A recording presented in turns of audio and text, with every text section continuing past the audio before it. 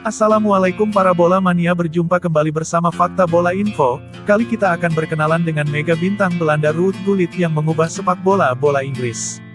Chelsea yang kita lihat dalam satu dekade belakangan adalah lintasan sejarah, tak ada prestasi yang datang dalam semalam. Klub yang berdiri pada awal abad ke-19 itu telah ikut serta dalam jatuh bangun kompetisi sepak bola lokal. Pada tahun 1978, saat liga masih bernama Divisi 1 dan Divisi 2, Chelsea pernah hampir bangkrut. Capaian tertinggi The Blues mentok di urutan 13 klasemen. Namun, ketika tahun 1982, saat Chelsea dibeli oleh Ken Bates, segalanya mulai berbalik.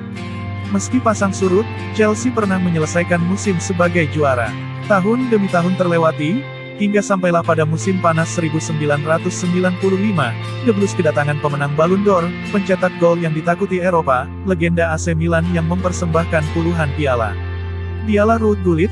Kedatangan laki-laki Belanda itu kelak akan mengubah jalannya sejarah tidak hanya Chelsea tetapi juga Liga Premier. Berbicara kepada BBC pada bulan Juni, Gullit mengatakan tentang kepindahannya, "Ketika saya bergabung dengan Chelsea, pada bulan Juni tahun 1995, Liga Premier sangat berbeda dengan yang sekarang. Saya bukan pemain luar negeri pertama yang datang ke sini, tapi saya adalah salah satu yang pertama datang dengan nama besar, dari liga yang lebih besar, seperti Serie A," ujar Gullit. Lalu ia menambahkan, dan makin mempertegas betapa masih mediokernya Liga Premier kala itu. Melihat ke belakang, Italia adalah rajanya saat itu, semua pemain terbaik ada di sana. Sepak bola Inggris adalah perbandingan yang sangat mendasar, dan Inggris ingin memiliki orang-orang dari luar sehingga mereka dapat mencoba untuk mengembalikan permainan mereka ke level tertinggi Eropa.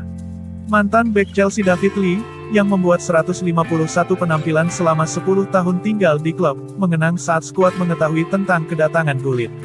Semua orang sangat mengantisipasi pemain sekaliber Ruud datang ke Stamford Bridge. Lee lalu menambahkan, "Sangat menyenangkan bisa belajar darinya baik di tempat latihan maupun di lapangan. Dia selalu punya waktu untuk membantu saya dengan nasihat." Bukan hanya para pemain yang bersemangat atas kedatangan gelandang pemenang Piala Eropa itu. Para penggemar juga merayakannya dengan penuh ketidakpercayaan. Misalnya saja Chris Wright, penulis situs Chelsea Rewind, mengatakan, "Keputusan Ruud bermain untuk Chelsea seperti sebuah mimpi. Meskipun karir bermainnya hampir berakhir, dia masih memiliki banyak hal untuk ditawarkan. Kami semua akhirnya bisa mempercayainya saat melihat gambar di koran keesokan harinya. Ruud dan Glenn Hoddle dengan syal Chelsea di sekeliling mereka sementara Ruud mengenakan seragam kandang baru, kurs di atas kemeja dan dasinya," ujarnya. Mantan striker Chelsea Gavin Peacock, berbicara kepada situs Chelsea Rewind, ia mengenang dampak Gullit di atas lapangan hijau, dengan segala puja-puji. "Ruud menciptakan minat dunia pada Chelsea, dan saya berhasil dari 6 atau 7 gol terakhir saya, 5 diantaranya karena dibantu oleh Ruud.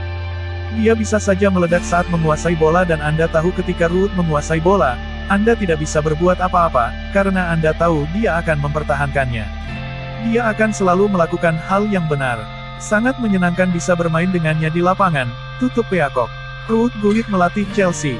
Menjelang akhir musim 1995-96, Chelsea yang saat itu dilatih oleh Glenn Hoddle dikabarkan bakal meninggalkan klub dan ia akan naik pangkat menjadi pelatih baru untuk timnas Inggris.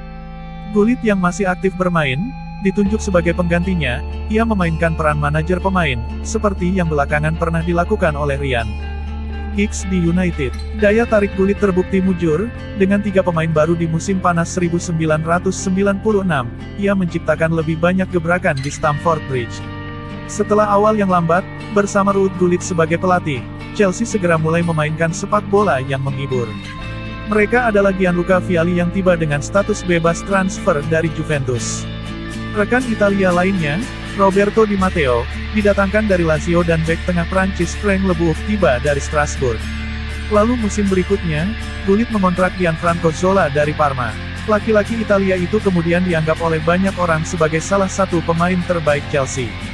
Menyusul kemudian, kiper Belanda Ed de Goey, bek Celestin Babayaro dan Graeme Leso, gelandang Gus Poyet dan striker Tore Andre Flo.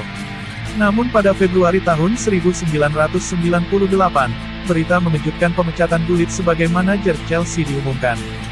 Gullit dan Dewan Direksi Chelsea bertengkar di depan umum tentang alasan di balik keputusan sepihak itu. Dewan direksi mengklaim mereka telah menawarkan untuk menaikkan gaji Gullit dengan bayaran tertinggi di Liga Premier, sementara pemain Belanda itu mengklaim dia hanya memiliki satu pertemuan dengan klub tentang memperpanjang masa melatihnya, dan tidak ada pembicaraan soal itu. Gullit meninggalkan warisan yang berharga, baik sebagai pemain, saat ia membuat kami lebih baik, atau sebagai pelatih yang memenangkan Piala FA dan merekrut beberapa pemain top, kata mantan pemain Chelsea David Lee. Karir kepelatihan Ruud Gullit, tak lama dari pemecatannya, pada tanggal 27 Agustus tahun 1998, Gullit kembali melatih, kali ini di Newcastle United di mana ia menggantikan Kenny Dalglish. Gullit tiba dengan janji untuk membawa sepak bola seksi kembali ke Timur Laut. Tetapi tim berjuang setelah awal yang buruk, Newcastle hanya mampu finish di posisi ke-13. Tapi bagaimanapun, pada musim itu, mereka berhasil mencapai final Piala FA, namun sayang dan lagi-lagi, Gullit hanya menikmati waktu yang sebentar, duduk perkaranya, ia berselisih dengan pemain bintang Alan Shearer. Meski demikian, pengaruh Gullit pada permainan sepak bola Liga Inggris masih terlihat jelas. Chelsea kemudian memenangkan Piala Winners dan Piala FA lainnya di bawah penggantinya Vialli. Sejak saat itu, sebagian besar pemain yang diboyong Gullit masih di Chelsea dan menjadi pemain kunci dalam membantu tim mengamankan Liga Champions pada tahun 2003, yang pada akhirnya akan membuat Roman Abramovich membeli klub London Utara tersebut. Selain dua klub Liga Premier di atas, Ruud Gullit juga pernah menangani Feyenoord dan La Galaxy.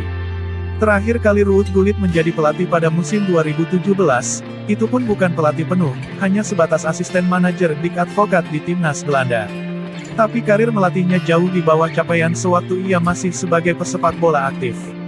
Sebagai pemain Ruud hampir pernah mencicipi semua trofi dan penghargaan individu. Pasca gantung sepatu, Gullit sekarang adalah tamu reguler di Sky Sports sebagai pakar untuk pertandingan Chelsea. Ia juga menceritakan kisah perilisan seragam kandang Chelsea musim 2020-21 baru-baru ini, dan itu secara tak langsung menunjukkan hubungannya yang baik dengan klub bahkan hingga hari ini. Jelas tanpa keberadaan Ruud Gullit segalanya akan terlihat jauh berbeda, tidak hanya untuk Chelsea, tetapi untuk Liga Premier secara keseluruhan. Ruud adalah pemicu klub-klub Liga Premier untuk mendatangkan pemain kelas Wahid lainnya. Kita tahu, awal tahun 90-an adalah musim di mana kompetisi yang kini jadi paling elit itu baru seumur jagung. Demikianlah profil mega bintang Belanda yang sukses sebagai pemain dan pelatih sepak bola yang melegenda. Semoga bermanfaat.